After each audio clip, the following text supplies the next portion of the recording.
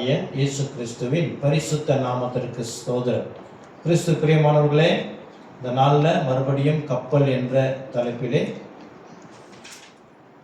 நாம் தேவ வசனத்தை தியானிக்க கர்த்தர் கொடுத்த கிருபைக்காக ஆண்டவருக்கு நன்றி செலுத்துகிறேன். போன வாரம் 18வது பாகம் நாம் பார்த்தோம். என்ன தலைப்பு என்றால், உலக ஆலோசனையும் வேதத்தின் எச்சரிப்பும் என்று சொல்லி நாம் அப்போஸ்தலர் நடபடிகள் 27வது அதிகாரத்தை தியானித்தோம். அப்போஸ்தலர் நடபடிகள் 27வது அதிகாரம், அது முழுமையாக பவுலுடைய ரோமாபுரிக்கான பயணம், கப்பல் பயணம் முழுமையாக 27 முழுவதும் கப்பல் பயணம் தான். அதிலே நாம் தியானித்த ஒரு சில காரியங்களை நான் மறுபடியும் கொஞ்சம் பார்த்து விட்டு, என்னென்ன போன வாரம் முடிக்கலை, நான் சொன்னேன் இந்த வாரம் மறுபடியும் அதோடைய தொடர்ச்சி இருக்கும் என்று சொல்லி.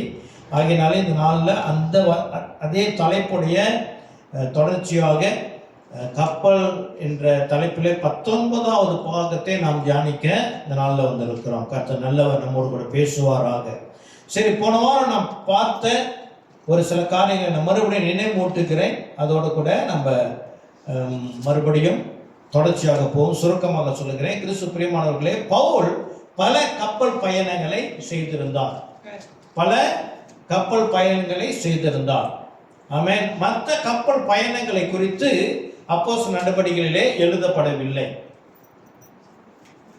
ஏனென்றால் அவர் கப்பலுடைய பயணத்தில், இப்ப பொதுவாக வேதத்தில் எழுதப்பட்ட காரியங்கள் எது கொஞ்சம் வித்தியாசமா இருக்கிறதோ அதெல்லாம் எழுதப்பட்டிருக்குது. உதாரணத்திற்கு, இயேசு கிறிஸ்து பிறந்தார், குழந்தைய பிறந்து அதோடு அவருடைய காரியங்கள் அவர் 12 வயசில் அவர் என்ன நடந்துச்சு, அந்த ஆலயத்தில் ஆசாரியர்களோடு கூட வேத பாரகர்கள் கூட அவர் பேசி கொண்டிருந்த காரியம் எழுதப்பட்டிருக்குது. ஏன் மற்ற காரியங்களும் எழுதப்படலை அப்படி என்றால், மற்ற காரியங்கள் ஒன்றும் வித்தியாசப்படவில்லை. சராசரி யூத பிள்ளைகள் எப்படி வளருமோ அப்படிதான் இயேசுவும் வளர்ந்தார். எந்த மாற்றமும் இல்லை. அங்க இருந்த ஒரு வித்தியாசம், மற்ற யூத பிள்ளைகளுக்கும் இயேசு கிறிஸ்துவுக்கும் உள்ள வித்தியாசம் என்னவாக இருந்தது என்றால், இவர் வேத பாரகர்களிடம், ஆசாரியர்களிடம் வேதத்தை குறித்து அவர்கள் கேள்வி கேட்டு பேசினது வேற யாருமே செஞ்சதில்லை. இயேசு மட்டுமே செய்தார். ஆகையினாலே அந்த காரியம் குறிக்கப்பட்டிருக்கிறது.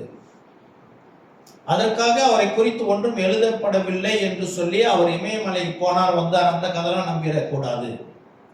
ஆமென். அவர் என்ன செய்தார்? 30 வருடம் வரைக்கும், 30 வயசு வரைக்கும் அவர் தன் பெற்றோருக்கு கீழ்ப்படிந்து இருந்தார். அதுக்கு வேத சாட்சி கொடுக்கிறது.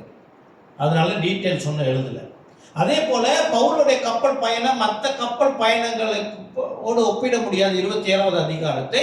ஏன்னா மற்ற கப்பல் பயணங்கள் என்ன ஆயிற்று, அது சுமூகமாக போயிருந்தது. அல்லேலூயா. அப்ப 27வது மட்டும் ஏன் இவ்வளவு ஒரு அதிகாரமே அதை பற்றி எழுதப்பட்டிருக்குதுன்னா, அங்கு வித்தியாசப்பட்டு இருக்கிறது இவருடைய பயணம். அதனால இந்த பயணம் வேதத்துல 27வது அதிகாரத்துல கப்பல் பயணத்துல நேரிட்ட அநேக குறைபாடுகள், பிரச்சனைகள், சவால்கள் வேதத்திலே குறிக்கப்பட்டு இருந்தாலும், அது சரித்திர குறிப்பாக இருந்தாலும், இது முழுமையாக சரித்திர குறிப்பு. பவுல் இது ஆவிக்குரிய குறிப்பு அல்ல. ஆமென். இந்த சபைக்குள்ள ஆலோசனையும் அதில் இல்லை. நேரடியாக படித்தோம் என்று சொன்னால் இது ஒரு சரித்திர குறிப்பு. அங்கே போகும்பொழுது என்ன நடந்தது, அந்த ஆக்சிடென்ட் எப்படி நடந்தது, அதை தான் எழுதப்பட்டிருக்கிறது. ஆனால் கர்த்தர் நமக்கு என்ன செய்கிறார், அந்த சரித்திர குறிப்பிலிருந்து நமக்கு ஒரு பாடத்தை அவர் கற்றுக் கொடுக்கிறார். அல்லேலூயா. இந்த வேதத்தில் எழுதப்பட்டிருக்கிறது என்று சொன்னால் அது கர்த்தர் நமக்கு வெளிப்படுத்துகிற சத்தியமாக இருக்கும். ஆமென்.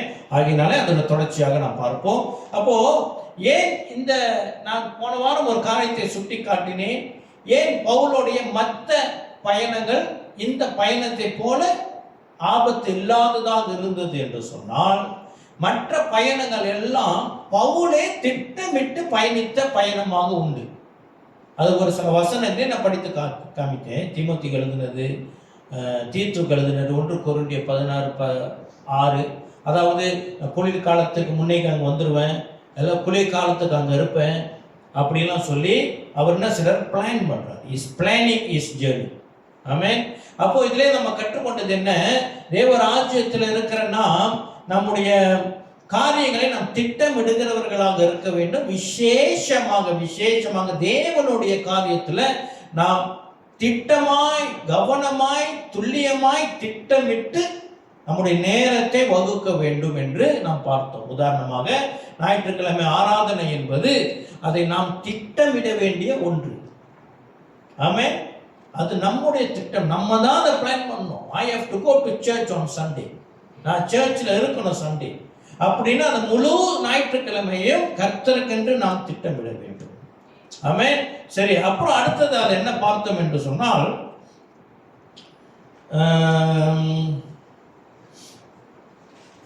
இந்த கப்பல் பயணம் மிகவும் கடினமாக இருந்ததற்கு காரணம் 6வது வசனத்தில், 27வது அதிகாரம் 6வது வசனத்தில் இந்த கப்பல் என்ன கப்பலாம்? அலெக்சாண்ட்ரியா பட்டணத்திலிருந்து அலெக்சாண்ட்ரியா கப்பலிலே இவருக்கு ஏறினார்கள் என்று சொல்லி. அலெக்சாண்ட்ரியா என்பது எதை குறிக்கிறது? உலக ஞானத்தை குறிக்கிறது. அலெக்சாண்ட்ரியா தான் அந்த நாட்களிலே மிகவும் ஞானம் நிறைந்த ஒரு பட்டணமாக கருதப்பட்டது. அங்கிருந்து அநேக தத்துவ ஞானங்கள், பிலோசபிஸ் அங்கிருந்து வந்தது. அப்போ உலக ஞானம் நிறைந்த ஒரு இடமாக இருக்குன்னா அது நம்ம ஒரு அடையாளமாக எடுத்துக்கொள்கிறோம். என்னது? உலக ஞானம் இருக்கிறது, தேவ ஞானமும் உண்டு. உலக ஞானம் நம்ம வெளியில பார்க்கிற உலக ஞானம் இருக்கிறது அல்லவா, அது ஒரு புறம். மறுபுறம் நம்முடைய கையில் இருக்கிற வேதாகமத்திலிருந்து நமக்கு கிடைக்கிற தேவ ஞானம். உலக ஞானம் என்பது அது பயணிக்கிற வேகம் நம்மளால் யூகிக்க முடியாது. நம்மால் யூகிக்க முடியாத அளவுக்கு அது இன்னும் வேகமாக பயணித்துக் கொண்டிருக்கிறது. It's very advance. AI, artificial intelligence எவ்வளவு அட்வான்ஸ். எத்தனை பேர் கேள்விப்பட்டிருக்கீங்க ஏஐ பற்றி? உண்மையிலே மற்றவங்களாம் தெரியாதா? உண்மையிலேயே ஏஐ ராஃப்லி கேள்விப்பட்டிருப்பீங்க இல்லையா? ஆர்டிஃபிஷியல் இன்டெலிஜென்ஸ் வந்து எந்த அளவுக்கு வேலை செய்யுதுன்னா அது மிகவும் ஆபத்தாக இருக்கிறது என்று இப்ப அநேகர் பேச தொடங்கி இருக்கிறார்கள். அதில் ஒன்று, ஃபேஸ்புக் பார்க்கிறவங்களுக்கு தெரியும். அதில் அப்பப்போ ஒரு அட்வர்டைஸ்மெண்ட் வரும். என்ன அட்வர்டைஸ்மெண்ட்னா, நம்ம பிரதமர் ஒரு இன்வெஸ்ட்மெண்ட் பற்றி பேசுகிறார். என்ன இன்வெஸ்ட்மெண்ட் தெரியல. ஏறக்குறைய 1500 வெள்ளி நம்ம இன்வெஸ்ட் பண்ணோம்னா அது ஒரு வாரத்துலேயும் எப்படியோ 5000 வெள்ளி ரிட்டர்ன் கிடைக்கும் அப்படின்னு நம்முடைய டாக்டர் ஸ்ரீ அன்வார் இப்ராஹிம் அவர் பேசுகிறார். அவர் பேசுகிறார், இன்டர்வியூவில் பேசுகிறார். நான் அதெல்லாம் ஓவர்லுக் பண்ணிட்டேன். இதெல்லாம் ஸ்கேமாக இருக்கும். ஆனால் பேசுகிறது நம்ம பிரதமர் இல்லையா? அப்போ நேற்று ஒரு வீடியோ பார்த்தேன். ஒரு எம்பி, மெம்பர் ஆஃப் பார்லிமெண்ட், அவர் என்ன கிளாரிஃபை பண்ணுறாரு, இது வந்து ஃபேக், இது வந்து போய், இது வந்து ஏஐல செய்யப்பட்ட ஒரு வீடியோ. எப்படி என்றால் அந்த ஏஐ டெக்னாலஜி அது ஒரு மாதிரி செஞ்சு அது வந்து டத்தோஸ்ரீ நம்மளோட பிரைம் மினிஸ்டரே பேசுகிற மாதிரி அப்படி தத்துரூபமாக இருக்கிறது. ஆமாம். அன்னைக்கு பாஸ்டர் ஒரு வீடியோ அனுப்பிவிட்டாரு. அதில் எப்படின்னா, அது ஒரு அப்ளிகேஷன் இருக்குது, ஏஐ அப்ளிகேஷன். அதை நான் பேசுகிறது வந்து தமிழில் பேசுகிறேன். அந்த வீடியோவை ரெக்கார்ட் பண்ணிட்டு அந்த ஆப் மூலியமாக போயிட்டு அதை மறுபடியும் அதை ரன் பண்ணோம்னா அது நம்ம என்ன மொழி செட் பண்ணுறோமோ அந்த மொழியில் என் முழு பிரசங்கமும் அந்த மொழியில் நானே பேசுவேன். என்னுடைய உதடு அசைவுகளும் அப்படியாகவே இருக்கும். மலாய் மொழின்னா அப்படி தத்துரமாக மலாய்க்காரர்கள் பேசுகிற ஸ்லாங், இங்கிலீஷ் ஆங்கில பேசுகிற ஸ்லாங்ல அப்படியே இருக்குது. மொழிபெயர்த்து இந்த உதடுகள் மாற்றி அப்படியாக பேசப்படுகிறது. AI is very advance. அப்படி இருக்கிற சூழ்நிலையில இன்னொரு உங்களுக்கு ஒரு அதிர்ச்சி ஊட்டும் தகவலை நான் கொடுக்கிறேன். என்னவென்றால், இப்ப நம்ம எல்லாரும் ஃபோன் வச்சிருக்கீங்க தானே? 4G 5G, யாராச்சும் 2G ஃபோன் வச்சிருக்கிறீங்களா? 2Gனா அந்த பழைய கீப்பேட் யாராச்சும் வச்சிருக்கிறீங்களா? பாட்டி வச்சுருக்காங்க. ஏன் அந்த ஃபோன் பாய்க்கிறது இல்லை? இப்ப ஏன் பாய்க்கிறது இல்லைன்னா, அது ரொம்ப ஸ்லோ. அதோடைய இன்டர்நெட் இல்லை, அதில் இன்டர்நெட் கனெக்ட் பண்ணாது. நிறைய ஆப்ஷன்ஸ் இல்லை, அப்ளிகேஷன்ஸ் இல்லை, டச் ஸ்க்ரீனில் படம் பார்க்க முடியாது, ஒன்றுமே இல்லை தானே, அப்படி தானே? அது கிறிஸ்து பிரியமானவர்களே, 4G 5G அது வந்து 2Gயோட கம்பேர் பண்ணோம்னா அது வேற இடத்துல இருக்குது, அப்படி தானே? இப்போ உலகத்தில் இருக்கிற ஆர்டிஃபிஷியல் இன்டெலிஜென்ஸ் ஏஐ டெக்னாலஜி, இப்போ நம்ம பார்க்குற ஏஐ இருக்குது இல்லையா, இது வெறும் 2G மட்டும்தான். வீடியோ பார்த்தீங்களா? வெறும் 2G மட்டும்தான். இந்த artificial இன்டெலிஜென்ஸ்லையே 4G 5G 6G 7G எங்கேயோ போயிருச்சு. நம்ம இன்னும் அது கிட்ட கூட போல. ஏஐக்குள்ளேயே நம்ம இன்னும் போல, ஏஐக்குள்ளேயே நம்ம இன்னும் போல. ஆனால் டெக்னாலஜி வேற எங்கேயும் இருக்குது. ஆமென். பெரிய பெரிய இண்டஸ்ட்ரியல், ஆட்டோமொபைல் இண்டஸ்ட்ரியல் எல்லாம் வந்து ரோபோட் தான் வேலை செய்யுது. ரோபோட் தீர்மானிக்குது என்ன செய்யணும், செய்யக்கூடாது. இப்படி போயிட்டு இருக்கிறது. உலக ஞானம் இப்படியாக இருக்கிறது. இந்த காலகட்டத்தில் கிறிஸ்துவ விசுவாசத்தில் இருக்கிற நாம் பயணிக்க போகிற இந்த விசுவாசமானது மிகவும் சவால் நிறைந்தது. ஆமென். ஒரு 20-30 வருஷத்துக்கு முன்னாலேயே கிறிஸ்தவர்கள் என்றால் இவர்கள் கோமாளிகள் என்று கருதப்பட்டார்கள். நம்ம அது உலகம் பூரா இருந்தது தான். நம்ம வாழ்க்கையை சொல்ல போனோம்னா, வேத உபதேசத்தில் நான் செல்லுகிறேன் என்று சொன்னால் நம்மை ஒரு கோமாளியாக தான் பார்ப்பாங்க. இன்னுமா அவங்க இப்படி பண்ணி இருக்கானுங்க, இன்னுமா அப்படி செய்யறானுங்க, இன்னுமா அப்படி இருக்காங்க அப்படின்னு சொல்லி 20 வருஷத்துக்கு முன்னைக்கே நம்மளை கோமாளிகள் என்று அடையாளப்படுத்தின இந்த உலகம். இந்த நவீன நாட்களிலே நம்முடைய கிறிஸ்தவ விசுவாசத்தை நிலைநாட்டுவது மிகவும் சவால். ஏனென்றால் உலக கடந்து செல்லுகிற ஞானத்திலே நம்முடைய உபதேசம், நம்முடைய வாழ்க்கை ஒரு கோமாளி மற்றும் முட்டாள்தனமாக தான் இருக்கும். ஆமென். இப்ப ஆர்டிபிஷியல் இன்டெலிஜென்ஸ் சொல்லும் போதே அது ஒரு பொய்யான ஞானம். ஆர்டிபிஷியல்னாலே அது டூப்ளிகேட், அப்படிதானே? பொய்யான ஞானம், சரிதானே? ஆர்டிபிஷியல் இன்டெலிஜென்ஸ்னா, ஆனா வசனம் சொல்லுது பொய் பெரிய பாவம் என்று. அப்ப நம்ம எப்படி இதுல கடந்து போக போறோம்? நம்ம எப்படி இந்த பொய்யான உலகத்தில் நம்ம பயணிக்க போகிறோம்? ஆகையினால்தான் நமக்கு வேத அறிவு மிக முக்கியம். ஆமென். சவால்கள் மத்தியிலும் நாம் சத்தியத்தோடு பிரயாணிக்கிறவர்களாக இருக்க வேண்டும். சத்தியம் நம்மை என்ன செய்யுமா? விடுதலையாக்குமா. அல்லேலூயா. ஆமென். சரி, இப்படியாக நம்ம உலக ஞானத்தை குறித்து பார்த்தோம். அடுத்து கப்பல் பயணிக்கும் பொழுது பரிசுத்த ஆவியானவர் வழி நடத்தலுக்கு எதிராக இவர்கள் பயணித்தது வசனம் 7-8 இதுல பார்க்கிறோம். பரிசுத்த, அதாவது காற்றுக்கு எதிர்த்து இவர்கள் பயணிக்கிறார்கள். அப்புறம் வசனம் 9-11 வரை பவுல் சொல்லுகிற ஒரு ஆலோசனை. பவுல் என்ன செய்கிறார்? இந்த கப்பல் பயணம் சரியில்லை, இந்த வெதர் சரியில்லை, இது பயணத்துக்கு ஏற்ற ஒரு சூழ்நிலை இல்லை என்று அவர் அந்த போர் சேவகனுக்கு கொடுக்கிற அந்த ஆலோசனையானது அவர்கள் ஏற்றுக்கொள்ளவில்லை. அதை நாம் பவுல் இதை சொல்லுகிறதுனாலே இது புதிய ஏற்பாட்டுடைய டாக்டரின் என்று நாம் அடையாளப்படுத்திக் கொள்கிறோம். அதாவது வேத புதிய ஏற்பாட்டிலே நமக்கு கொடுக்கப்படுகிற உபதேசமானது நம்மை அநேக வேளையில எச்சரிக்கும். நீ இதை செய்யாதே, நீ இதை செய்யாதே, இதை செய்யாதே என்று வேதம் நம்மை எச்சரிக்கும். ஆமென். அல்லேலூயா. ஆகினால்தான் நம்ம என்ன தலைப்பு என்ன சொன்ன? உலக ஞானமும் உலக ஆலோசனையும் வேதத்தின் எச்சரிப்பும். ஆக உலக ஆலோசனை என்பது இந்த நவீன நாட்களிலே, அந்த நாட்களை விட இப்ப நம்ம வாழ்கிற நாட்களும் வருகிற நம்முடைய பிள்ளைகளுடைய நாட்களும் உலகத்தில் இருக்கிற ஆர்டிபிஷியல் இன்டெலிஜென்ஸுடைய பாதிப்பு அதிகமாக இருந்து ஒரு மாயமான வாழ்க்கையை வாழுகிற சூழலில் பிள்ளைகள் கடந்து போகிறார்கள். ஆக இதிலிருந்து நம்மை காப்பாற்றிக் கொள்வதற்காக வேதம் நமக்கு எச்சரிப்பு கொடுக்கிறது. ஆமென். இந்த தான் பவுலுடைய எச்சரிப்பாக நாம் பார்த்தோம். சரி, அடுத்து சில வேளைகளிலே இந்த பயணம் நம்ம திட்டமிடுகிற காரியம் நமக்கு கைக்குடி வர மாதிரி தெரியும். வசனம் 12-13 கை கொடுக்கிற மாதிரி சில அடையாளங்களை காட்டும். அதில் உதாரணமாக 13வது அதிகாரம் வசனம் அதை நான் வாசிக்கிறேன். அவ்விடம் விட்டு சுற்றியோடி ரெகியோ துறைமுகத்துக்கு வந்து சேர்ந்து மறுநாளில் தென்றல்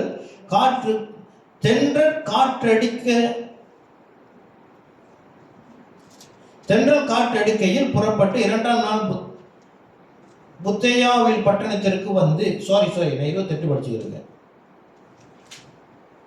தென்றல் மெதுவாய் இருந்தபடியால் தாங்கள் கோரினது கைகூடி வந்தது என்று எண்ணி அவ்விடம் விட்டு பெயர்ந்து கிரேத்தா தீவுக்கு அருகாக ஓடினார்கள். அதாவது இவர்கள் ஒரு தீர்மானம் எடுத்துட்டாங்க. அந்த தீர்மானம் சரியல்ல என்று பவுல் எச்சரிக்கிறார். இவர்கள் அதை கேட்காமல் அங்க இருக்கிற சூழ்நிலையை பார்க்கிறார்கள்.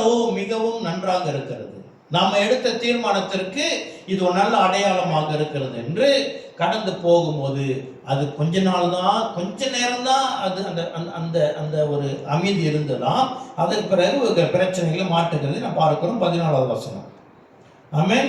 எப்படியாவது வரும்போது அவங்க என்ன செய்யறாங்க, கப்பலில் இருக்கிற சில பொருட்களை எல்லாம் எடுத்து வீசுகிறார்கள். ஏனென்றால் அலை அடிக்கிறது, கடலுடைய குந்தளிப்பு அதிகமாக இருக்கிறது, கப்பலை கட்டுப்படுத்த முடியவில்லை. ஆகையினாலே கப்பலுடைய அந்த நிறை, அந்த வெயிட் அது கொஞ்சம் குறைப்பதற்காக சில காரியங்களை அவர் வெளியேற்றிருக்கிறார்கள்.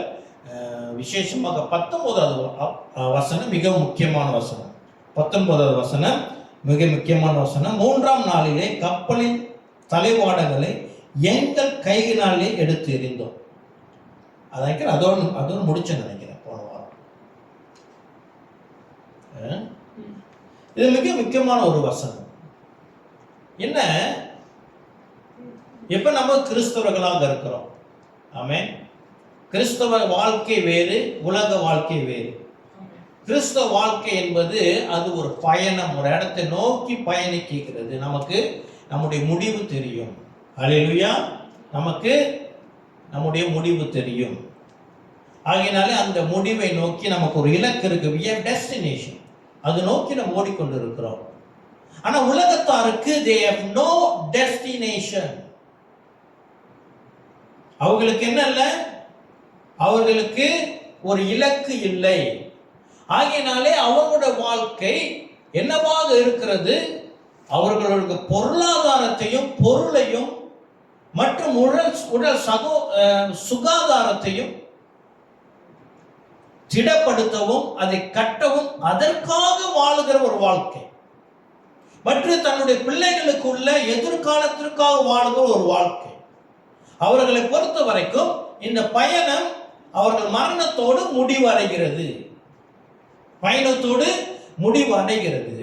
ஆகையினாலே இந்த பயணத்திலே, வாழ்க்கை பயணத்திலே எதெல்லாம் சாதிக்க முடியுமோ, எதெல்லாம் சேர்த்து வைக்க முடியுமோ அதை நான் செய்து நான் என் பயணத்தை முடிப்பேன் என்ற ஒரு நோக்கத்திலே உலகத்தார்கள் ஓடிக்கொண்டிருக்கிறார்கள். ஆனால் நமக்கோ இந்த கப்பல் பயணத்தின் முடிவுதான் நம்முடைய மகிமையின் நாட்களின் ஆரம்பம். ஹல்லேலூயா. நம்ம எதை தூக்கி போய் இருக்கிறோம், நம்ம எது இருக்குதோ இல்லையோ இந்த வாழ்க்கை நானும் நீங்கள் ஓடிக்கொண்டு இருக்கிறோம், இன்னும் நிற்கிறோம். அப்படி என்றால் என்ன, நமக்கு மகிமையின் நாட்கள் காத்து கொண்டிருக்கிறது. ஹல்லேலூயா. அந்த பலத்துல தான் நம்ம ஓடிக்கொண்டு இருக்கிறோம்.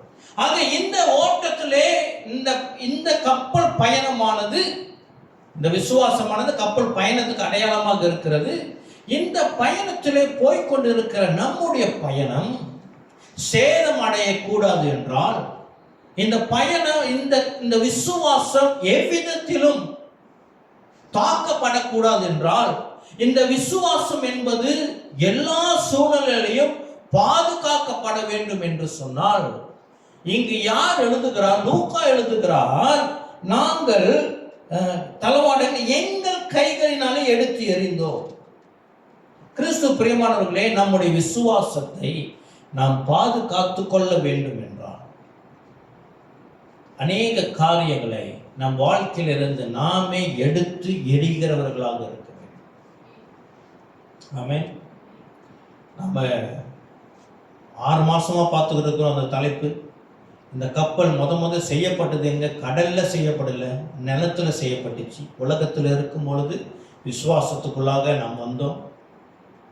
அது கப்பல் உள்ளுக்கு கடல்ல வைக்கப்பட்டதிலிருந்து பிரயாணிக்கும் பொழுது அந்த நிலத்துடைய ஆழம், கப்பல் இறங்கின இடத்துல கொஞ்சம் ஆழம், பயணிக்க அதோடைய ஆழம் கூடுதலாக இருந்தது.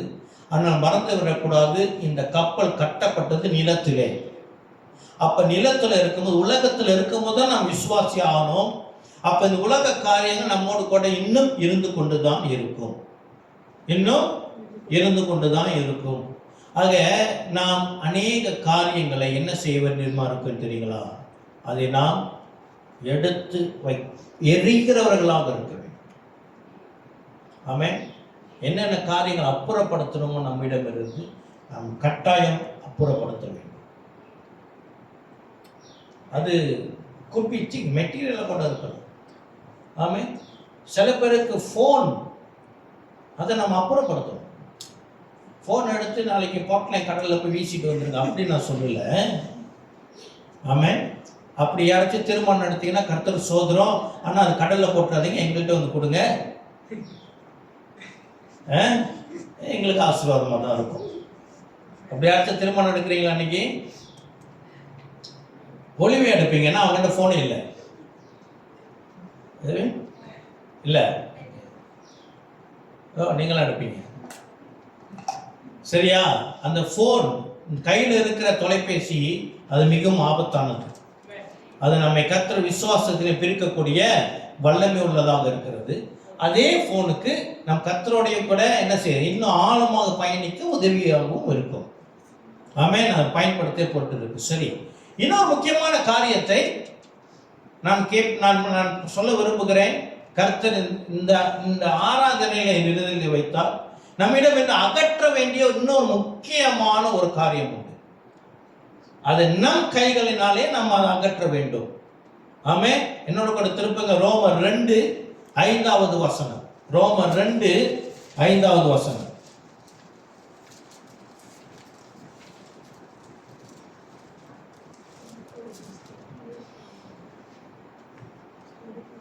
எல்லாம் கவனமா கேட்போம் அந்த வசனத்தை. உன் மன கடினத்திற்கும் குணப்படாத இருதயத்திற்கும் ஏற்றபடி. என்னவாம்? உன் மன கடினத்திற்கும் குணப்படாத இருதயத்திற்கும். 2 காரியம் எழுதப்பட்டிருக்கிறது. ஒன்று மன கடினம். ஆமென். என்னவா? மன கடினம். நான் சில காரியங்களை இறங்கி போக மாட்டேன். நான் தான். நீ என்னதான் பிரசங்கம் பண்ணு, நீ என்னதான் சொல்லு, வாய்ப்பில்லை. உனக்கு வேண்டும் என்னது? நான் ஞாயிற்றுக்கிழமை சர்ச்சுக்கு வரணும், வந்துட்டேன். உங்களுக்கு என்ன வேணும்? ஞாயிற்றுக்கிழமையில நாங்க உட்காந்து பிரசங்கம் கேட்டுட்டு போனோம், ஓகே, அவ்வளவுதான். ஆனா நீ எதிர்பார்க்காத இந்த பிரசங்க என் வாழ்க்கையை மாற்றணும் இல்லை. எனக்குன்னு நான் ஒரு வாழ்க்கை, எனக்குன்னு ஒரு ஒரு ஒரு சுபாவம் உடையவனாக நான் என்ன பெயர் சொல்லி, ஐ எம் டேவிட், நான் இப்படிதான். மன கடினம். ஆங்கிலத்தில் கொஞ்சம் வேற மாதிரி இருக்குதா? ஸ்டபர்னஸ். இன்னும் கிளியரா போட்டு, பிடிவாதம். நான் இப்படிதான். கிறிஸ்துவ பிரியமானவர்களே, இந்த பிரசங்கம் ஏன் ஆண்டவர் கொடுக்கிறார் என்றால் நாம் மாற வேண்டும். அல்லேலூயா. அந்த சர்ச்சோட நோக்கமே இதுதான். கர்த்தருடைய நோக்கம் என்னன்னு சொன்னா, இந்த உலகத்துல நானும் நீங்களும் அவரை போல அவருக்கென்று சாட்சியாக வாழ வேண்டும். அதற்காக தான் நம்ம அழைச்சிருக்கிறார். ஆமென். அவர் நோக்கம், அவருடைய ஆசை நம்ம இந்த உலகத்துல வாழ வேண்டும். ஆமென். இல்ல அவருடைய ஆசை நம்ம பரலோகத்துல இருக்கணும் அப்படின்னா, ரட்சிக்கப்பட்ட அன்னைக்கு நமக்கு அடக்காராதனை தான். ஆக்சுவலி அது எவ்வளவு நல்லா இருக்கும். ரட்சிக்கப்பட்ட அன்னைக்கு அடக்காராதனை. கூட உள்ளவங்க 1 மாசம் 2 மாசம் அழுவாங்களா? 1 வருஷம். ஆனா நம்ம பாட்டுகளை கடந்து போக தேவையில்லையே. பரலோகத்துல என் பிரசங்கெல்லாம் கேட்க தேவையில்ல தானே? அப்படி இருந்துச்சுன்னா என்ன பண்ண சொல்றீங்க? போராட்டமே இல்லை, எந்த பிரச்சனையும் இல்லை. இன்னைக்கு ரசிக்கப்படுற மறுநாள் அடக்காராதனை எப்படி இருக்கும்? ஆனா ஆண்டவர் அப்படி செய்யலையே, நம்மள வாழ வச்சிருக்காரு. ஆமென். ஏன் கிறிஸ்து பிரியமானவர்களே, இந்த வேத வசனம் நம்மை மாற்றி நம்முடைய வாழ்க்கை அவருக்கு ஆதாயமாக மாற்றப்பட வேண்டும். இப்ப பொதுவாக நாம் வாழ்கிற வாழ்க்கை நமக்கு ஆதாயமாக தான் இருக்கிறது. ஆனால் கர்த்தருக்கு ஆதாயமாக இருக்கிறதா? ஆமென். கர்த்தருக்கு ஆதாயம் என்றால் என்ன? என்னுடைய மனமாற்றம், என்னுடைய மன கடினம், கல்லான என்னுடைய இருதயம் சதையாக மாறி கர்த்தரை போல மாற வேண்டும். ஆமென். ஆக நம்மிடம் இருக்கிற இந்த கடின இருதயத்தை நாம் என்ன செய்ய வேண்டும்? அகற்ற வேண்டும். அது நம்மளே தான் செய்யணும். we have to do that. ஆவியானவர் பேசுவார், நம்ம ஒப்பு கொடுத்தோம்னா ஆவியானவர் உதவி செய்வார் நம்மை மாற்றுவது. முதலாவது நம்ம கேட்கிற நம்ம கண்டிக்கிற பிரசங்கம் வந்துச்சுன்னா இந்த பூந்து அங்க வெளியாயிடும். ஆமென். நீ உன்னை மாற்றாவிட்டால் என்ன வசனம் சொல்லலாம்? உன் கண் உனக்கு பாவம் செய்ய தூண்டுதலாக இருந்துச்சுன்னா உன்னுடைய வலது கண்ணை பிடுங்கி போடு, ஒற்றை கண்ணனாக நீ தேவ ராஜ்யத்தில் நீ பிரவேசி. அப்படி சொன்னா அந்த பிரசங்கம் இங்கேன்னு அங்கே போயிடும். நீ வாழாகாமல் தலையாவாய். பிரசங்கம் நேரம் உள்ளுகிறோம். ஆமென். இது ரெண்டுமே வேத வசனம் தான், ரெண்டுமே உள்ள இறங்கும். பாவத்தின் கண்டிப்பு. அடுத்தது அந்த குணப்படாத இருதயம் பாவம் செய்யக்கூட போட்டு ரிப்பெண்டன்ட். ஆமாம், சில டிரான்ஸ்லேஷன் பாவத்திலேருந்து மனம் திரும்ப, அது ரிப்பெண்டன்ஸ். ஒவ்வொரு இங்கிலீஷும் ஒவ்வொரு மாதிரி இருக்குது. ஆமென். அப்ப இதை நாம் அகற்ற வேண்டும். கிறிஸ்து பிரியமானவர்களே, இந்த காரியம் அகற்றப்படலைன்னா நம்முடைய கப்பல் பிரயாணம் போக வேண்டிய இடத்துக்கு போய் சேராது. ஆமென். இது போக வேண்டியதுக்கு போய் சேரட்டினும் கூட பரவாயில்ல. ஆனா நம்முடைய இந்த கேரக்டர், நம்மளுடைய வாழ்க்கை முறையை பார்த்து அநேக கர்த்தரை கிட்ட வரவே மாட்டாங்க. கிறிஸ்தவங்களா இவங்களா? அதுக்கு நான் இருக்கிற இடத்துல இருந்துக்கிறாங்க, போதுங்க, நல்லா தாங்க இருக்குது வாழ்க்கை. இவ்வளோ பேசுறாங்க, இங்க பாருங்க என்ன பண்றாங்கன்னு, இங்க பாருங்க என்ன பண்றாங்கன்னு. எங்க பக்கத்தில் இருக்கா கிறிஸ்தவங்க சேர்ச்சியாக கூப்பிடுறீங்க, எங்க வீட்டுல பக்கத்தில் இல்லை கிறிஸ்தவங்க தான் இருக்கிறாங்க. ஒரு நாள் பாருங்களேன் எப்படி இருக்குன்னு. ஆமென். அடுத்த காரியம் தமிழ்ல இன்னும் அழகா இருக்குது. குணப்படாத இருதயம். குணப்படாத இருதயம், பாவத்திலிருந்து மனம் திரும்பாத சூழல். இன்னொன்று, இந்த மனசுல காயம் குணப்படாதுன்னா அதுக்கு ஏற்கனவே காயப்பட்டிருக்கு. அந்த இருதயம் இன்னும் குணமடையலை. பிட்டர்னஸ், தோல்வி, ஆளுங்க சொன்ன பேச்சு, இது முன்னுக்கு கடந்து வந்த சவால்கள், இதுக்கு முன்னுக்கு கடந்து வந்த தோல்விகள், இதுக்கு முன்னுக்கு காதில் கேட்ட வார்த்தைகள், உறவினர்கள் பேசின வார்த்தைகள், நண்பர்கள் பேசின வார்த்தைகள், குடும்பத்தினர் பேசின வார்த்தைகள், காயம் இன்னும் உள்ளுக்கே இருக்குது, இன்னும் குணமடையல. தமிழ் எப்படி போட்டிருக்கு? குணப்படாத இருதயம். ஆங்கிலத்தை எப்படி போட்டிருக்கு?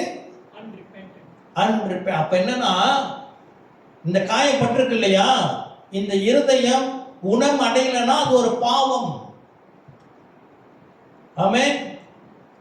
மன்னிக்காத இருதயம், என்ன நடந்தாலும் நான் மன்னிக்க மாட்டேன். ஆமென். கிறிஸ்து பிரியமானவர்களே, இது மிகவும் முக்கியம். It's a cancer. இது என்னது? இது கேன்சரை போல கிறிஸ்தவ விசுவாசத்தையே சாகடிச்சு. அல்லேலூயா. இப்ப கேன்சர் நோய் உள்ளவங்க எப்படி இருப்பாங்க நமக்கு தெரியும். பொதுவா ஒரு ஆளுக்கு கேன்சர் நோய் எப்படி வருதுன்னு பார்த்தா அவங்களுடைய தோற்றத்தை பார்த்து தான் அவங்க டாக்டர்கிட்டே போவாங்க. சில இது வெளியே தெரியாது. என்ன இப்படி போயிட்டீங்க, ஏன் என்னாச்சு, என்ன இருக்கு, நிறைய பேர் சொல்றாங்க இல்லையா. அப்போதான் போய் செக் பண்ணி பார்ப்போம். எல்லாம் கேன்சர் அப்படின்னு சொல்லல. முக்கியமாக கேன்சரோட சிம்டம் வெயிட் லாஸ், அப்படிதானே. கண்ணெல்லாம் அப்படி உள்ளுக்கு போயிடும், போய் பார்த்தா தான் தெரியும் என்ன. கிறிஸ்து பிரியமானவர்களே, விசுவாசம் இப்படியாக ஒடுங்கி போகும். எப்படி உள்ளுக்கு இருக்கிற கேன்சர் வெளி தோற்றத்திலே தெரியுமோ, விசுவாச வாழ்க்கையில இருக்கிற கசப்பு, மன்னியாமை, காயம், இது விசுவாச ஜீவத்தில் வெளியே தெரியும். கிரியை இல்லாத விசுவாசம் செத்ததா இருக்கிற பண்டி, விசுவாசம் என்ன கிரியை இருக்கும். இந்த கிரியை வெளிப்படுத்திவிடும் நீ உள்ளுக்கு எப்படி இருக்கிறாய் என்று சொல். ஆமென். நினைக்க வேணாம் என்னை பத்தி யாருக்கும் தெரியாது என்று சொல்லு. நான் யாரை மன்னிக்கல, அது யாருக்கும் தெரியாது என்று யார் நினையாவது இருங்க. ஏன்னா கர்த்தர் நமக்கு நம்ம அப்படிதான் படைச்சிருக்கிறோம். உள்ளுக்கு என்ன இருக்குதோ அது வெளியே தெரியும். ஆமென். உள்ளுக்கு என்ன இருக்கிறதோ அகத்தின் அழகு முகத்தில் தெரியும், தமிழ்லையும் சொல்றோம். இந்த விசுவாசத்திலும் பிரதிபலிக்கும். ஹல்லேலூயா. அப்ப இந்த 2 காரியத்தை நாம் அகற்றினாலே ஒழிய இந்த விசுவாசத்தை கர்த்தர் விரும்பினபடி நாம் போய் அதோட இலக்கிலே சேர்க்க முடியாது. மிகவும் முக்கியம். ஆமென். சரி, அடுத்து நாம் 20வது வசனத்திலிருந்து நாம் தியானிப்போம்.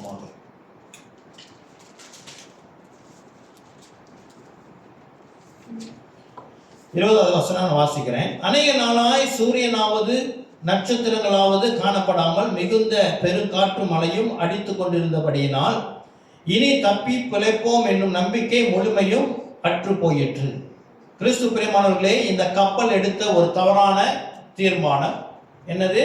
பயணிக்க கூடிய நேரத்திலே பயணிக்காமல் பயணிக்க கூடாத நேரத்திலே பயணிக்க இவர்கள் ஆரம்பித்த ஒரு ஆலோசனையின்படி ஆரம்பித்ததுனாலே இவர்கள் என்ன ஒரு நம்பிக்கை அற்ற நிலைக்குள்ளாக சென்றார்.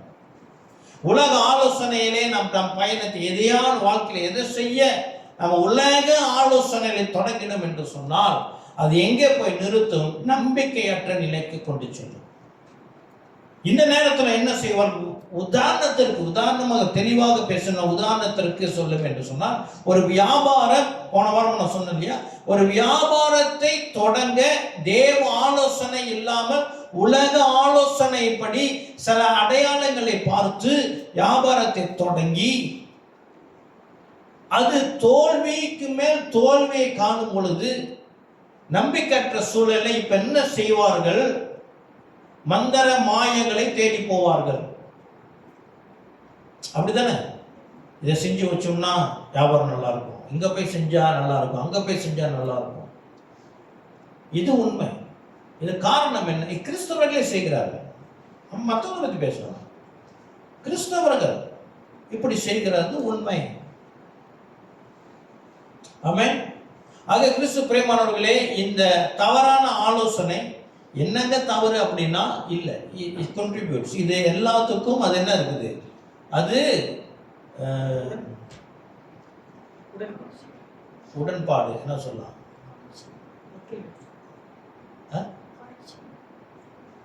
கனெக்ஷன் தமிழ் வார்த்தையா? நான் தமிழ் வார்த்தை கேட்டு இருக்கிறேன். தொடர்புள்ளதாக இருக்கிறது. எனவே தேங்க் யூ ஃபார் தட். ஆமென். தொடர்புள்ளதாக இருக்கிறது. நல்ல தேவ ஆலோசனை ஆரம்பிச்சோம்னா நிச்சயமா உங்களுக்கு ஆசீர்வாதம் தான். ஆமென். ஹல்லேலூயா. ஓகே, 21வது வசனம் மக்கள் போவோம். அடுத்து, அநேக நாள் அவர்கள் போஜனம் பண்ணாமல் இருந்தபோது பவுல் அவர்கள் நடுவிலே நின்று, மனுஷரே, இந்த வருத்தமும் சேதமும் வராதபடிக்கு என் சொல்லை கேட்டு கிரேத்தா தீவை விட்டு புறப்படாமல் இருக்க வேண்டியதா இருந்தது. இதை சொல்றாரு. இது பிரச்சனையே நீங்க இந்த வார்த்தையை கேட்கல. ஆனால் நம்ம வாழ்க்கையில் வருகிற அநேக பிரச்சனைகள் கிறிஸ்து பிரியமானவர்களே, நம் வேத வசனத்தின் ஆலோசனை கேட்காமல் எடுத்ததுனால தான் நம்ம இவ்வளவு பிரச்சனை மாட்டிக்கொண்டு இருக்கிறோம். சமீபத்தில் நான் ஒரு சகோதரர்கிட்ட சொன்னேன், நம்ம வாழ்க்கையிலே பிரச்சனை வருதுன்னா அது காரணம் நம்ம தான், ஆண்டவர் அல்ல. It is not God. ஏன்னா அநேக கிறிஸ்தவர்கள் தேவன் மேல பழியை போடுகிறவர்களாக இருக்கிறார்கள். நான் இப்படி செஞ்சேன் ஆண்டவர் எனக்கு செய்யல அப்படின்னா, கிறிஸ்து பிரியமானவர்களே, வேதம் சொல்லுகிறது, கர்த்தர் நேற்றும் இன்றும் என்றும் மாறாதவர், அவர் பட்சபாதம் பார்க்கிறவர் அல்ல. இப்ப ஆண்டவர் பொய்யானவர் என்றால், ஆண்டவர் நமக்கு பிரச்சனைகள் கொடுக்கிறார்கள் என்றால், உலகத்தில் எல்லா கிறிஸ்தவர்களும் கஷ்டத்தில் இருக்க வேண்டும். ஒரு சபையில் எல்லா கிறிஸ்தவர்களும் கஷ்டப்பட வேண்டும். ஏன் ஒரு சிலர் மாத்திரம் பிரச்சனைக்குள்ளாக, அதிக பிரச்சனைக்குள்ளாக கடந்து போறார்கள் என்றால் நிச்சயமாக கர்த்தர் அல்ல, அவர் நன்மை செய்கிறவராக சுற்றி தெரிந்தார். வேதம் சொல்லுகிறது அவருக்கு தீமை செய்ய தெரியாது. வேதம் சொல்லுகிறது அவர் சுத்த கண்ணன். ஹல்லேலூயா. ஆக இன்றும் கிறிஸ்தவ ஜீவியத்தில் எந்த பிரச்சனையாக இருந்தாலும், பொருளாதார பிரச்சனை, சுகாதார பிரச்சனை, சமாதான பிரச்சனை, எதுவாக இருந்தாலும் அநேக நேரத்தில் கிறிஸ்து பிரியமானவர்களே அது நம்முடைய சொந்த தவறுகளை தான் அதுக்கு வகுவளிக்கும். ஆமே. சில நேரத்தில் அது உபத்திரவமாக வரும் பொழுது பிசாசு கொண்டு வருவான்.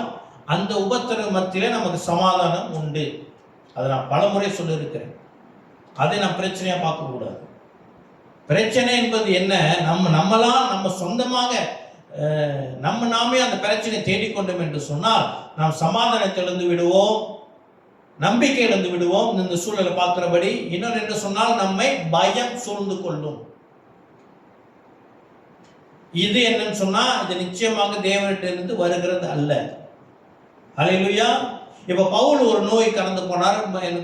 எனக்கு முதுகுல ஒரு முள் குத்தி கொண்டு இருக்குது என்று சொல்லுகிறார். அது ஒரு நோயை குறிக்கிற சொல்லாக இருந்தால், கிறிஸ்து பிரியமானவர்களே, அவர் அந்த நோயானது அவருக்கு பயத்தை கொடுக்கவில்லை. மாறாக என்னவா? என் கிருபை உனக்கு போதும். அவருக்கு சமாதானத்தை கொடுத்து. ஹல்லேலூயா. இது விசுவாச வாழ்க்கையிலே நான் கவனமாக போன வாரம் சொன்னேன். நான் சரியாக போயிட்டு இருக்கிறேன் என்றதுக்கு அடையாளம் என்ன? எந்த சூழலிலும் பயம் நம்மை சூழ்ந்து கொள்ளாது, சமாதானம் தான். பயமே வராத வரும். சில சூழ்நிலையை பார்த்தா பயம் வரும்.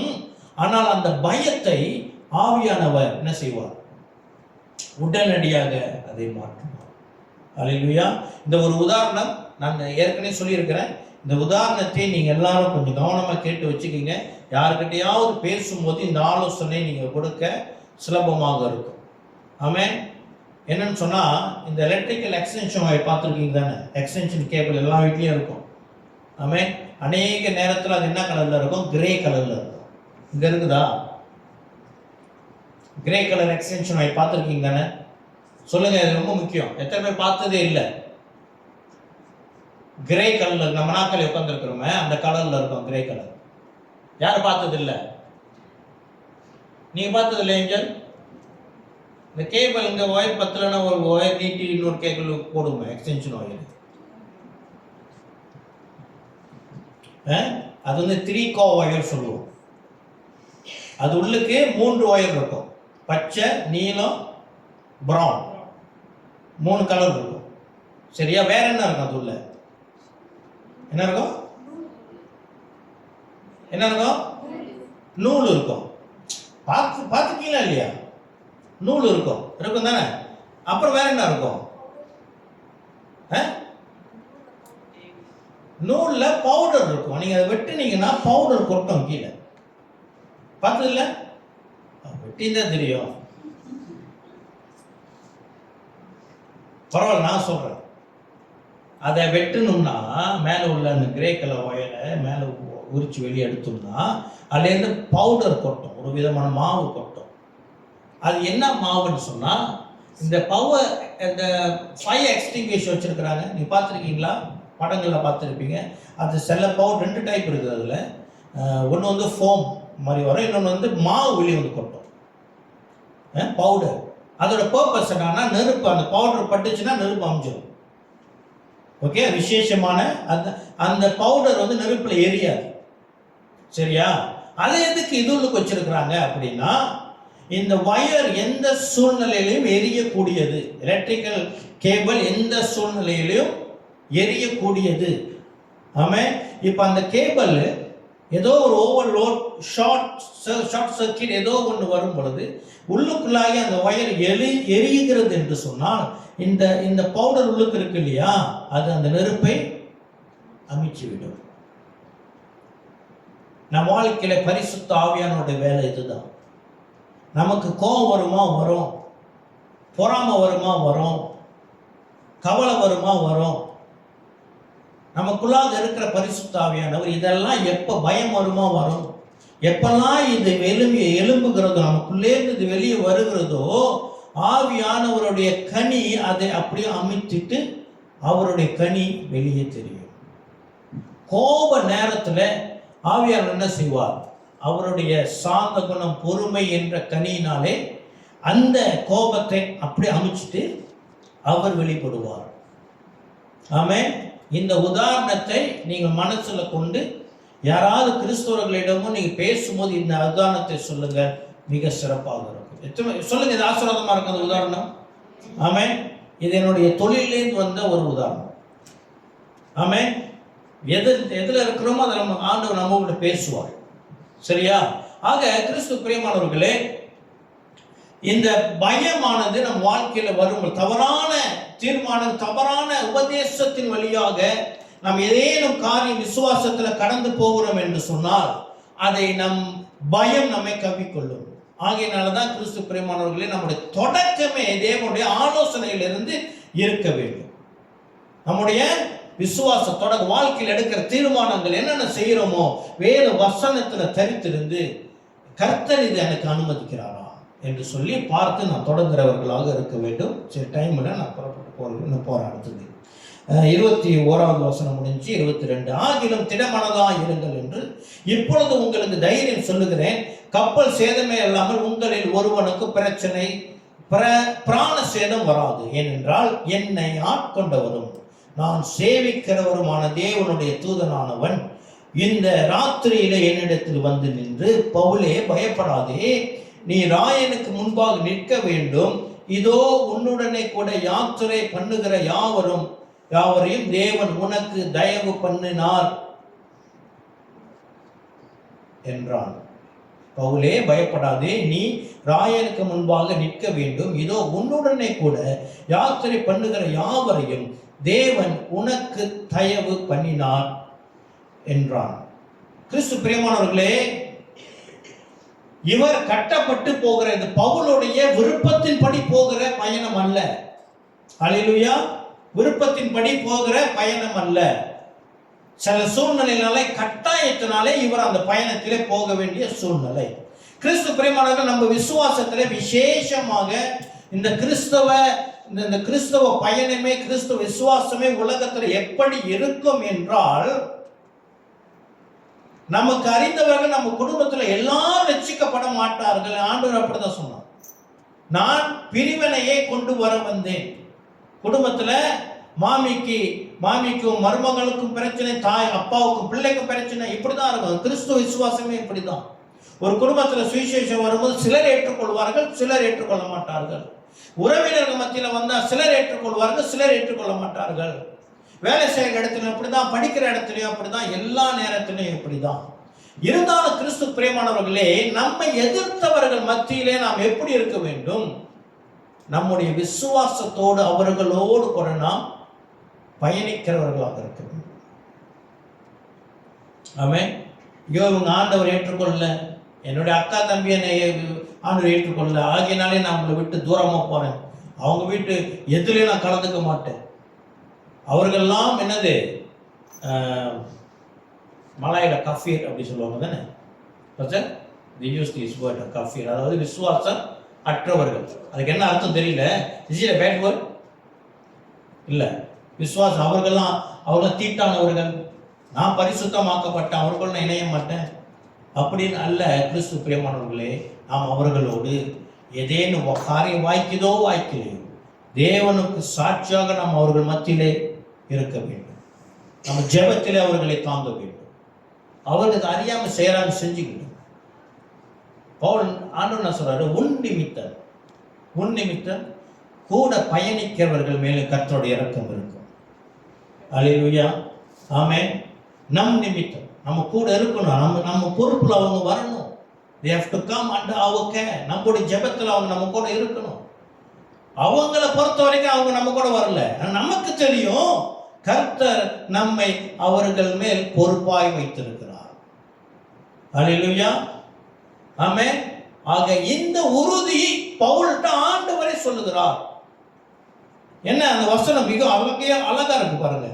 ஏனென்றால் என்னை ஆட்கொண்டவரும், அல்லேலூயா, நான் சேவிக்கிறவருமான தேவனுடைய தூதனானவன் இந்த ராத்திரியில் என்னிடத்தில் வந்து நின்று, பவுலே பயப்படாதே. ஆமென். தேவ செய்தி எப்படி வந்து பாருங்க, பயப்படாதே. கிறிஸ்தவர்கள் பயப்பட மாட்டாங்களா? பயம் வரும். ஏன் இந்த தூதன் வந்து பவுல்கிட்ட பயப்படாது என்று சொன்னா, பவுலும் பயந்து இருக்கிறார். அல்லேலூயா.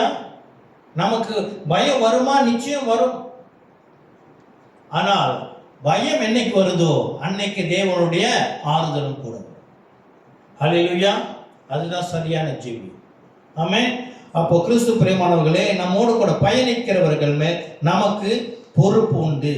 We have responsibility upon those who are coming together in our life journey. ஆமென். அடுத்து ஆனபடியினாலே 25வது வசனம், ஆனபடியினாலே மனுஷரே திடமனதாயிருங்கள், எனக்கு சொல்லப்பட்ட பிரகாரமாகவே நடக்கும் என்று தேவனிடத்தில் நம்பிக்கையாக இருக்கிறேன். இப்ப பவுலுக்கிட்ட சொன்ன இந்த தீர்க்க தரிசனம், பவுல்கிட்ட சொன்ன இந்த வாக்கு தத்தம், ஆமென், ஒரு மனிதனிடம் வந்த வாக்கு தத்தம் அநேகரை ஆறுதல் படுத்தினது. அல்லேலூயா. எனக்கும் என்னையும் உங்களையும் கர்த்தர் வாக்கு தத்தத்தோடு இந்த கப்பல் பிரயாணத்தில், விசுவாச பிரயாணத்தில் வைத்திருக்கிறார். ஆமென். ஆக கிறிஸ்து பிரியமானவர்களே, நம்மளுடைய விசுவாசம், நமக்கு வந்த வாக்கு தத்தம், நமக்கு வந்த தீர்க்க தரிசனம், நம்மிடம் பேசின ஆண்டவர் நம்மை அநேகருக்கு ஆசீர்வாதமாக வைத்திருக்கிறார். நான் ஒதுங்கி நான் உண்டு என் வாழ்க்கை உண்டு இருந்தமே என்று சொன்னால் அது நஷ்டம், தேவ ராஜ்யத்திற்கே நஷ்டம். ஆமென். தேவ ராஜ்யத்திலே நாம் என்ன எப்படியாக இருக்க வேண்டும்? கனி கொடுக்கிறவர்களாக இருக்க வேண்டும். ஆகினாலே we have to mingle with people who don't know God. ஆண்டவர் தேவன் அறியாத ஜனங்களோடு நம்ம இணைய வேண்டும். கிறிஸ்து பிரியமானவர்களே, எப்படி என்றால் அவர்களுடைய பாவ வாழ்க்கையில இணைகிறது அல்ல. என்ன பிரதர் செய்றீங்க? இங்க உட்காந்து எங்கெல்லாம் குரூப்பா தண்ணி அடிச்சுட்டு இருக்கிறாங்க, உங்க கையில ஒரு கிளாஸ் இருக்குது, நீங்க தான் பாஸ்டர் சொன்னீங்க, இவங்க கூட இணைய சொன்னீங்க.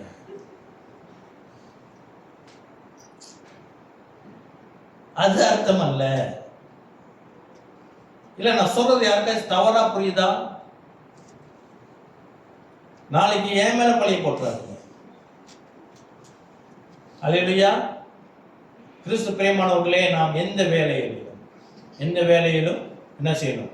கர்த்தருக்கு சாட்சியாக நம்ம அறிந்தவர்களை நாம் மறுதலிக்காதபடி.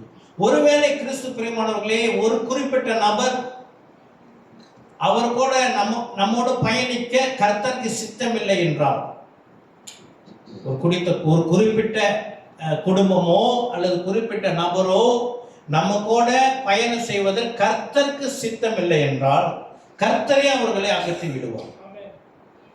ஆமென். கர்த்தரே அவர்களை அகற்றி விடுவார்.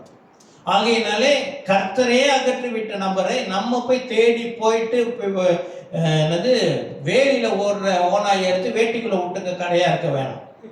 சில காரியத்தை ஆண்டவரே ஒதுக்கிட்டாருன்னு சொன்னா, கிறிஸ்தவ விசுவாசத்திற்கு நமக்கு தெரியும் இது கர்த்தரால் செய்யப்பட்டது என்று சொல்லி மறுபடியும் நம்ம பிரயாசப்படக்கூடாது. அல்லேலூயா. அது ரொம்ப எச்சரிக்கையாக இருக்க வேண்டும். அது சொன்ன இன்னும் கொஞ்சம் டீப்பாக போனோம், அதனால நான் மேலோட்டமாக சொல்கிறேன், இதை நாம் விளங்கிக் கொள்வோம். ஆமென். சரி, அடுத்து நாம் தொடர்ச்சியாக 26வது வசனம், ஆயினும் நாம் ஒரு தீவிலே விழ வேண்டியதாய் இருக்கும் என்றான். 14ஆம் ராத்திரியான போது நாங்கள் ஆதிரியா கடலிலே அளவுபட்டு ஓடுகையில் நடுஜாமத்திலே கப்பல் ஆட்களுக்கு ஒரு கரை கிட்டி வருகிறது தோன்றி, உடனே அவர்கள் விழுதுவிட்டு 20 பாகம் என்று கண்டார்கள். சற்று புறம் போனபோது மறுபடியும் விழுதுவிட்டு 15 பாகம் என்று கண்டார்கள். மறைவிடங்களில் விழுவோம் என்று பயந்து பின்னணியிலிருந்து 4 நங்கூரங்கள் போட்டு பொழுது எப்போது விடியுமோ என்று இருந்தார்கள். அப்பொழுது கப்பலாட்கள் கப்பலை விட்டு ஓடி போக வகை தேடி முன்னணியிலிருந்து நங்கூரங்களை போகிற பாவனையாய் படவை கடலில் இறக்கையில் பவுல் 100க்கு அதிபதியையும் சேவகரையும் நோக்கி, இவர்கள் கப்பலில் இராவிட்டால் நீங்கள் தப்பி பிழைக்க மாட்டீர்கள் என்றார். கிறிஸ்து பிரியமானவர்கள், சூழ்நிலை எப்படி இருக்குன்னு சொன்னா, அங்க கரை கிட்டைக்கு நெருங்கின மாதிரி தெரியுது. அப்போ அவங்க ஆழத்தை பார்க்குறாங்க. கொஞ்சம் ஆழமாக இருக்குது. இன்னும் கொஞ்சம் கிட்ட போய் பார்க்குறாங்க, இன்னும் கொஞ்சம் கிட்ட வந்துடுச்சு. சரி, இப்போ நம்ம வந்து எனி டைம் நம்ம வந்து இதில் வந்து சேர்ந்துருவோம். ஆகினால் என்ன செய்கிறாங்க, நங்கூரங்களை இறக்குறார்கள். நங்கூரங்களை இறக்குற மாதிரி அங்கே கப்பலில் இருக்கிற அந்த குரூ என்ன செய்கிறாங்க, இது நம்ம கிட்ட வந்துட்டோம், ஆகினால் நங்கூரங்கள் இறக்க போகிறோம் என்று சொல்லி அவங்க என்ன செய்ய பார்க்குறாங்க, அந்த கப்பல்லேருந்து தப்பிக்க பார்க்குறாங்க. அப்போ பவுல் ஒரு காரியத்தை சொல்றாரு.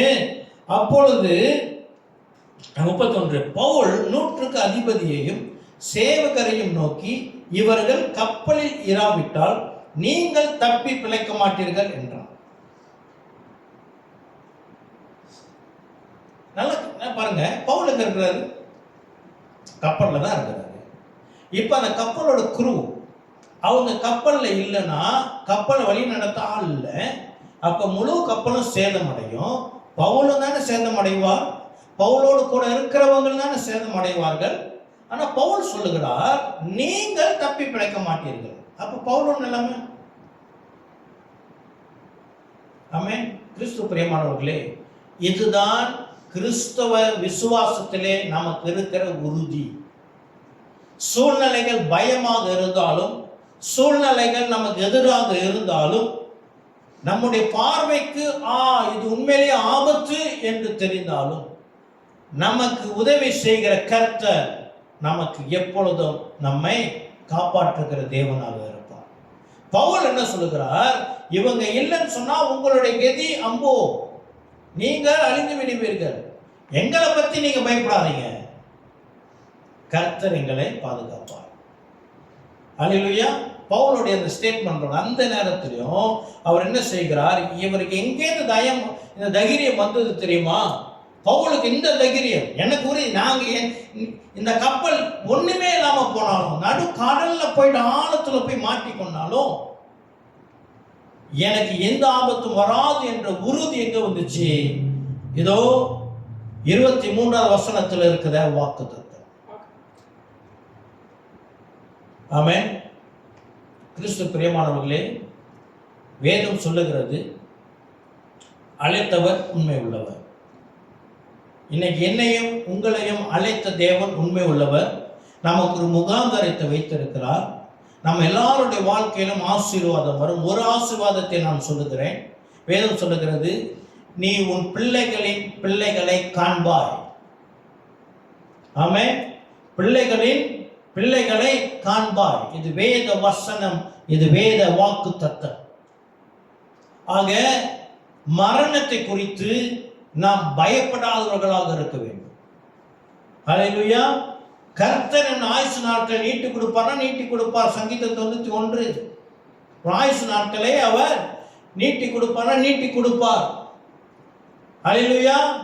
அந்த உலக சூழ்நிலைகளை பார்த்து நாம் என்ன செய்யக்கூடாது, பயந்து விட்டு இந்த வாக்கு தத்துவங்களை நாம் விட்டுவிடக்கூடாது. இப்ப அதோடைய சூழ்நிலை நல்லா தெரியுது, நடுக்கடல்ல அம்போன்னு விட்டுட்டு போறாங்க தெரிஞ்சும் பவுலுக்கு என்ன ஒரு தைரியம், கர்த்தர் சொல்லிட்டாருங்க எனக்கு எந்த தீமையும் வராது. உலகம் நம்மை பயமுறுத்தும், உண்மைதான். நவீன நாட்கள் இருக்கிற உணவு முறைகள் நம்மை பயமுறுத்தும், உண்மைதான். நல்ல ஆரோக்கியமா உணவை சாப்பிட்டு கொண்டு இருக்கிறோம், எல்லாத்திலையும் கலப்படம் தான். ஆமென். நமக்கு வாக்கு தத்துவம் உண்டு. என்னுடைய வாழ்க்கை, என்னுடைய ஜீவியம், நான் சாப்பிடுகிற உணவுகள் இல்லை, என்னை பாதுகாக்கிற கர்த்தர் மேல். அல்லேலூயா. தொடர்ச்சியாக நாம் அடுத்த வசனங்களை பார்ப்போம். எத்தனை வசனம்? 32. அப்பொழுது போர் சேவகர் படவின் கயிறுகளை அறுத்து அதை தாழ விழவிட்டார்கள். பொழுது விடுகையில் எல்லாரும் போஜனம் பண்ணும்படி பவுல் அவர்களை தைரியம் சொல்லி, நீங்கள் இன்று 14 நாளாய் ஒன்றும் சாப்பிடாமல் பட்டினியாய் இருக்கிறீர்கள், ஆகையால் போஜனம் பண்ணும்படி உங்களை வேண்டிக் கொள்கிறேன், நீங்கள் தப்பி பிழைப்பதற்கு அது உதவியாய் இருக்கும். உங்கள் தலையிலிருந்து ஒரு மயிரும் விழாது என்றான். ஆமென். கிறிஸ்து பிரியமானவர்களே, இந்த இந்த வாக்கு தத்தம் ஒரு புறம், நமக்கு வாழ்க்கையில விசுவாசத்துல போகும் பொழுது போராட்டங்கள் ஒரு புறம், வாக்குத்தத்தங்கள் ஆசீர்வாதங்கள் காத்து கொண்டிருக்கிறது ஒரு புறம். இன்னொன்று, நாம் தொடர்ச்சியாக விசுவாசத்திலே தளர்ச்சி அடையாமல் நமக்கு முன்னுக்கு நிற்கிற சவால்களை நாம் எதிர்கொள்ளுகிறவர்களாக நாம் பயணிக்க வேண்டும் என்று சொன்னால் உலகபரமான உணவும் முக்கியம். It's very important. நம்ம எதை சாப்பிடுகிறோம், எதை சாப்பிட்டா நம்ம இன்னும் பலம் கொண்டு ஆண்டவருக்கு ஓடலாம், அதிலே நம்ம எச்சரிக்கையாக இருக்கிறது மிகவும் முக்கியம். அது மிகவும் அவசியம். கண்டதெல்லாம் சாப்பிடுற ஒரு பழக்கம் நம்மகிட்ட இருக்கக்கூடாது. ஆமென். அந்த பழக்கம் நம்மகிட்ட இருக்கக்கூடாது. அது முக்கியம். அது மாத்திரம் இல்லாமல் ஆவிக்குரிய மன்னா அதை விட முக்கியம். அல்லேலூயா. இந்த ஆவிக்குரிய மன்னா இது இல்லைன்னா நம்ம இன்னைக்கு முதல்ல உட்கார்ந்துருக்க மாட்டோம். அல்லேலூயா. நம்ம ஆத்துமாக்கு ஒரு என்ன வேண்டும்? we need nutrition for our soul. சரீரத்துக்கு நம்ம அக்கறை உள்ளவர்களாக இருக்கிறபடி இந்த நாளில் என்னுடைய சரீரத்தை, என்னுடைய ஆத்துமாக்கு என்ன உணவு? ஆமென். இப்ப குழந்தைகள் பிறந்து பால் குடிச்சிருப்பாங்க. அதுக்கப்புறம் அந்தந்த மாதத்தில் அவங்களுக்கு என்னென்ன சாப்பாடு கொடுக்கணும் அப்படின்னு சொல்லி ஒரு 6 மாதம் பிள்ளை இல்லை ஒரு வயது குழந்தை ராத்திரி தூங்குறதுக்கு முன்னுக்கு அம்மாவை பார்த்து, நாளைக்கு எனக்கு 320 கேலரி உணவு வேணும், எனக்கு என்ன என்ன என்ன ஏதோ ஒன்று சொல்லுங்கள், எனக்கு 3 ஆப்பிள் வெட்டி வச்சுருங்க, 2 முட்டை அவிச்சிருக்கணும், என்னது பிரியாணியா? டோரியான்.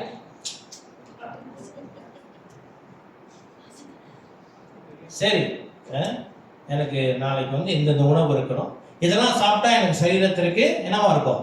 ஏற்ற நியூட்ரிஷன் நான் கொடுத்துரும். ஏன்னா நாளைக்கு நான் ஒரு நாள் ஃபுல்லாக கடந்து போகணும், எனக்கு இதெல்லாம் வேணும். ஒரு பிள்ளை தீர்மானிக்குதா? சொல்லுங்க. இல்லை தானே? பெற்றோர், அந்த பிள்ளையை போஷிக்கிற தாய் தீர்மானிச்சு உனக்கு எதை கொடுக்கணுமோ அதை அன்னைக்கு கொடுப்பாங்க. அல்லேலூயா. வேத வசனம் நம்மளை போஷிக்கிறவ கர்த்தர். அவருக்கு தெரியும் நமக்கு என்ன கொடுக்கணும்னு. நம்ம வேலை என்னது? சாப்பிட்றது தான். நம்ம வேலை என்னது? தொடர்ந்து காலையில எழுந்திரிச்சு இதை சாப்பிட ஆரம்பிக்கணும். வேத வசனத்தை உட்கொண்டு உட்கொண்டு உட்கொண்டு உட்கொண்டு உட்கொண்டு அல்லேலூயா தேவ ராஜ்யத்திலே பலன் உள்ளவர்களாக நாம் நிற்போம். ஆமென். வாழ்க்கை சோர்ந்து போகிறதா? கொஞ்ச நாளே சோர்ந்து விடுகிறோமா? we have to check. சரியான உணவு நான் சாப்பிட்டு கொண்டு இருக்கணும், என் ஆத்துமாக்கு சரியான நியூட்ரிஷன் கிடைக்குதா? ஆமென். அல்லேலூயா. எச்சரிக்கையாக இருக்க வேண்டியது மிக அவசியம். தொடர்ச்சியாக நான் பார்ப்போம். 35வது வசனம், இப்படி சொல்லி அப்பத்தை எடுத்து எல்லாருக்கும் முன்பாகவும் தேவனை ஸ்தோத்தரித்து அதை பிட்டு புசிக்க தொடங்கினான். அப்பொழுது எல்லாரும் திடமனப்பட்டு புசித்தார்கள். கிறிஸ்து பிரியமானவர்கள், இங்க பாருங்க, பவுல் சாப்பிடுகிறார். அவர் சாப்பிடுறத பார்த்து அவங்க என்ன செஞ்சாங்களா? அப்பொழுது எல்லாரும் திடமனப்பட்டு புசித்தார்கள். சாப்பிட்ட பிறகு திடமனம் வரல, திடமனம் பட்டு சாப்பிட்டாங்க. இப்ப அநேகருக்கு நம்ம தேவ வார்த்தையை கொடுக்க வேண்டும், ரட்சிக்கப்படாத ஜனங்களுக்கு ஆண்டவர் வார்த்தையை கொடுக்கணும் அப்படின்னு சொல்லி நம்முடைய பிரயாசம் எப்படி இருக்க வேண்டும்? முதலாவது, நான் அதை உட்கொண்டு பலன் அடைந்து என்னுடைய பலன் அடைந்த வாழ்க்கையை பார்க்கும் பொழுது மற்றவர்களுக்கு தானாக தோன்ற வேண்டும், எனக்கும் இந்த இயேசு வேண்டும். அல்லேலூயா. நம்முடைய வாழ்க்கை எப்படி இருக்க வேண்டும் என்றால், நம்ம பார்க்கிறவர்களுக்கு எனக்கும் இதே வாழ்க்கை வேண்டும், நாம் அவருக்கு சாட்சியாக இருக்க வேண்டும். அல்லேலூயா. ஆமென். அடுத்து நாம் 37வது வசனம் இன்னைக்கு முடிச்சிடலாம். கப்பலில் 276 பேர் இருந்தோம். திருப்தியாக புசித்த பின்பு அவர்கள் கோதுமையை கடலிலே எறிந்து கப்பலை இலகுவாக்கினார்கள்.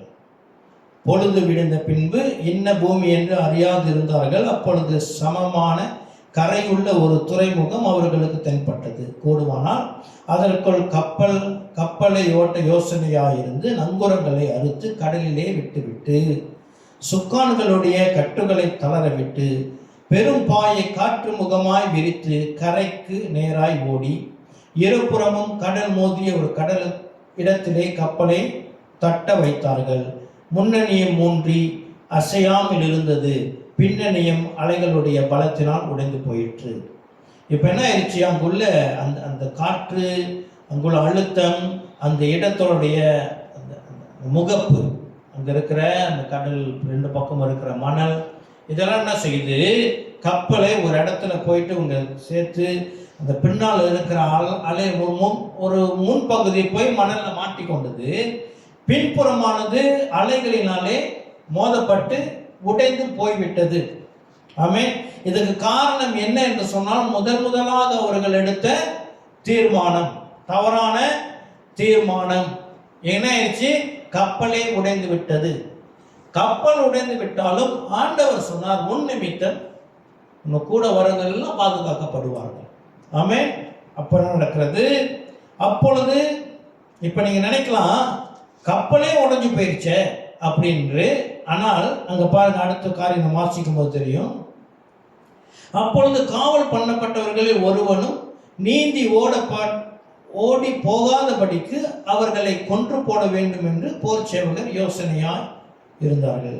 என்னன்னா, அந்த கப்பல்ல போகிற சிலர் கைதிகள், சிலர் விசாரணைக்கு உட்பட்டவர்கள் அல்லது தண்டனைக்கு உட்பட்டவர்கள். அதனாலதான் ரோமாபுரிக்கு கொண்டு போகப்படுகிறார்கள்.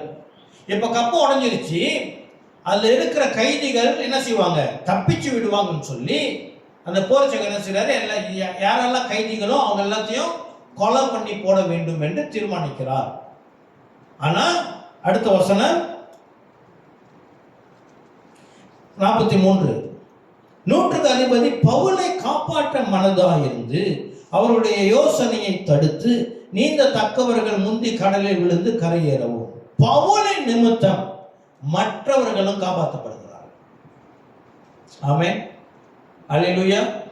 கிறிஸ்து பிரியமானவர்களே, நாம் ஒரு குடும்பத்திலே சூழ்ந்திருக்கிறோம், நமக்கு ஒரு சமுதாயத்திலே கூடியிருக்கிறோம். அல்லேலூயா.